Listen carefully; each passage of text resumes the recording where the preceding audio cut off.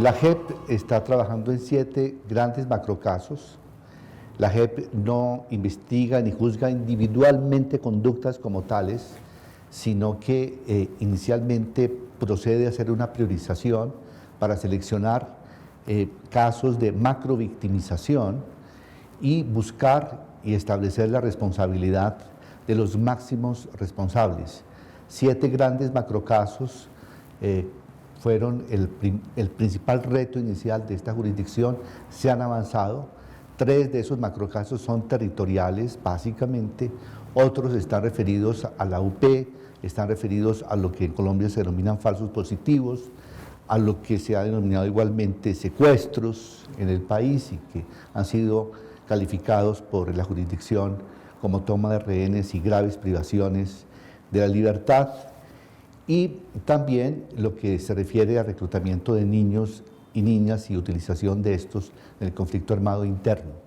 En estos macrocasos ya se han iniciado la etapa de las imputaciones en los más avanzados y vamos prontamente a tener resoluciones de conclusiones y sentencias.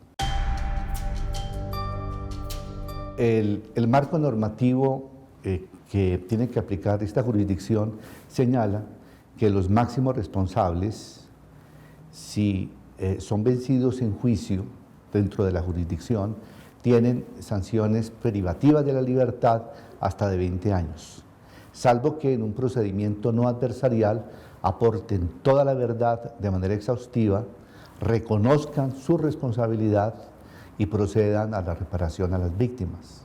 Existen estos 2 procedimientos que son además necesarios para buscar la máxima verdad posible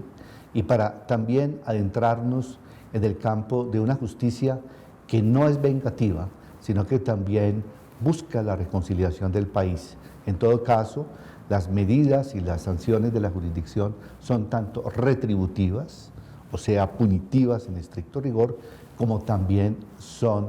restaurativas. Se trata de una combinación de fines muy importante para un conflicto como el colombiano y para dejar atrás este pasado de horrores y de graves infracciones al derecho internacional humanitario y a los derechos humanos. Estamos frente a atrocidades que son calificadas normativamente en Colombia y en el mundo como crímenes de guerra y delitos de lesa humanidad. Es un pasado de horrores. No es nada fácil para un compareciente que ha perpetrado estos delitos, que ha cometido estos delitos, que ha afectado los derechos humanos, que ha pasado esa línea de lo que ya no es tolerable ni siquiera en un conflicto armado, proceder a reconocer frente a las víctimas lo que ha hecho, con el objeto precisamente de transitar hacia una etapa distinta de su propia existencia, reconciliarse con la sociedad, asumir una ciudadanía y proceder, si se trata de un militante político, a buscar el cambio social y la transformación por vía de la democracia. No es nada fácil, pero sin embargo este sistema se ha mostrado que en este aspecto tiene y puede demostrar resultados muy positivos. A través de versiones, muchos de estos perpetradores han efectivamente aportado a la verdad. Los avances de la jurisdicción obedecen no solamente a los insumos derivados y obtenidos de la justicia ordinaria en el pasado y a las pruebas que ha decretado la propia jurisdicción, sino también, y yo diría, en una parte muy considerable, a los aportes de verdad, ya sea de excombatientes de las FARC como de miembros de la fuerza pública y de terceros, que han concurrido a esta jurisdicción con el objeto frente a las víctimas, lo cual es también un reto y es un desafío que no se puede desestimar, a señalar todo lo que en el pasado ellos han hecho y a buscar de ese modo no solamente beneficios dentro de la jurisdicción, sino una transformación interna. La jurisdicción está transformando también la cultura del país en materia judicial. Está estableciendo por primera vez en el mundo inclusive estos procedimientos en los que se llega por la vía dialógica y por la vía del aporte de verdad a una solución que parece razonable en términos de acopiar la mayor verdad, de hacer justicia y poder reparar en cierta medida, o por lo menos mitigar el daño de tantas víctimas en este conflicto. Ahora, si esos procedimientos no se dan por falta de voluntad de quienes comparecen, de quienes han cometido esos delitos, y porque las propias víctimas pueden poner de presente también, porque ellas intervienen activamente, que no se está diciendo la verdad, que no se está reconociendo la propia responsabilidad, entonces la jurisdicción, a través de su Fiscalía Interna, que es la unidad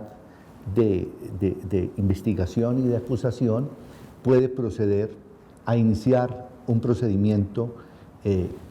que es el que llevaría, si el compareciente perpetrador es vencido en juicio, a una sanción de prisión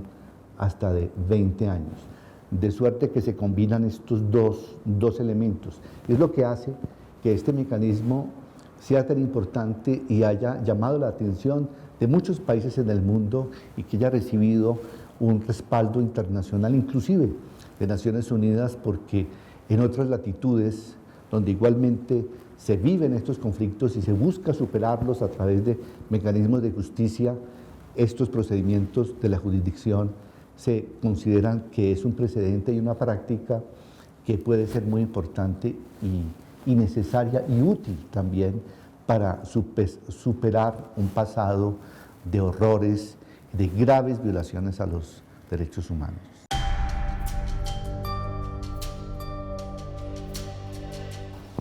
La jurisdicción tiene todos los elementos, todos los recursos y los medios para ofrecer posibilidades de reconciliación en el país, pero ante todo de justicia. Es una institución contra la impunidad, es una institución que se nutre de una participación la más activa de las víctimas. No ha existido una institución en Colombia en el pasado tan abierta a una actuación protagónica de las víctimas, las cuales se pueden acreditar ante esta jurisdicción, pueden intervenir en todos los macroprocesos, pueden hacer observaciones, peticiones, interponer recursos, y de hecho, en estos 7 macroprocesos que se iniciaron, se ha contabilizado ya una participación de más de 300.000 víctimas, que activamente, todos los días, participan. Poder gestionar esa participación y al mismo tiempo gestionar también macroprocesos que involucran cientos de víctimas y muchos hechos punibles es un desafío que lo hemos asumido de tal manera que hoy nuestra justicia especial para la paz es reconocida en Colombia y en el mundo como una justicia que es real, que es genuina, que es imparcial, que aporta verdad y que avanza de una manera sostenida. Obviamente que en el periodo de 20 años que traza la vida de la jurisdicción, pretendemos entregarle al país el relato judicial de lo que ha ocurrido, pero ante todo, como le decía, darle una oportunidad a las víctimas de luchar de una manera radical contra la impunidad y también una oportunidad de ofrecer seguridad jurídica a quienes han perpetrado estos delitos y que tienen una oportunidad de reconciliarse consigo mismos, con su propio pasado, para asumir un futuro de cambio y de transformación. Y en este orden de ideas, ellos, conjuntamente con las víctimas, pueden llegar a un punto en el que se puede descubrir esa verdad y se puede asumir esa responsabilidad. Y esto se hace a partir también de una actuación permanente de la jurisdicción para contrastar la verdad, para confrontar estos relatos tanto de víctimas como de los presuntos perpetradores de estos delitos. No se trata simplemente de darle curso a cualquier versión de un compareciente que asume responsabilidad o que la asume parcialmente o que distorsiona los hechos o que los omite. Con el paso del tiempo, la jurisdicción ha acumulado suficiente conocimiento y sigue acumulando conocimiento. Hoy día diría que es el epicentro del conocimiento del conflicto armado interno, a través de tecnologías de información. Tenemos una capacidad para manejar muchos datos, muchos hechos, contrastarlos e igualmente también decretar pruebas, de modo que un elemento que es muy importante en la lucha contra la impunidad es esa capacidad de conocimiento del conflicto y de las conductas y de los teatros de confrontación que se dieron en Colombia. Ahora, esto se hace en relación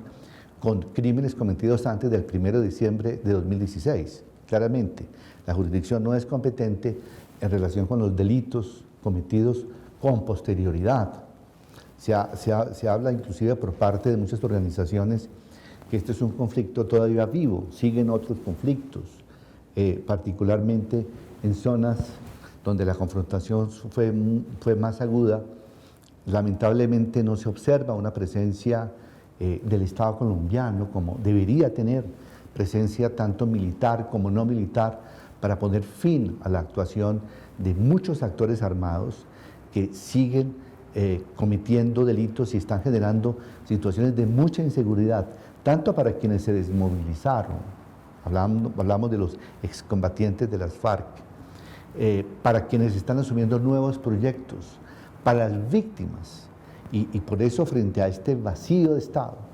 frente a este vacío de estatalidad, se exige una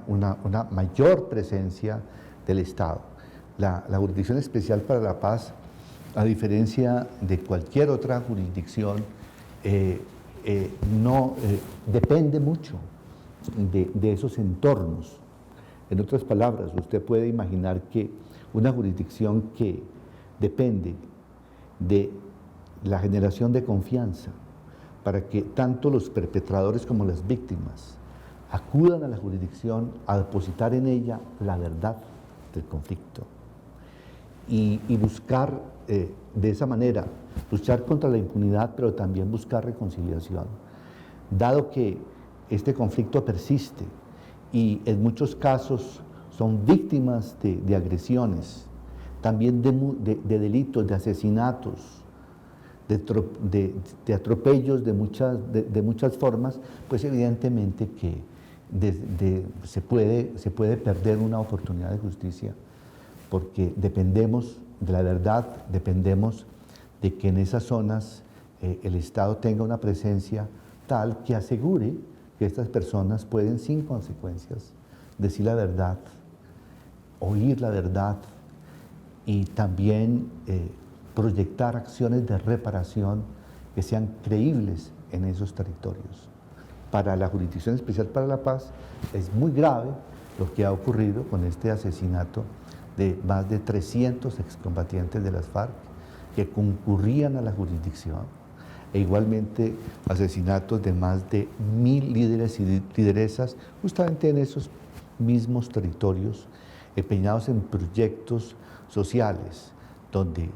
a partir del acuerdo de paz pues ha venido floreciendo una nueva Colombia, una Colombia profunda, que teje lazos en condiciones de paz, pero donde la ausencia de Estado y la presencia de una criminalidad puede estar afectando muchísimo esas precondiciones para que una jurisdicción fundamentada en la confianza y en la verdad pueda integralmente cumplir con su función.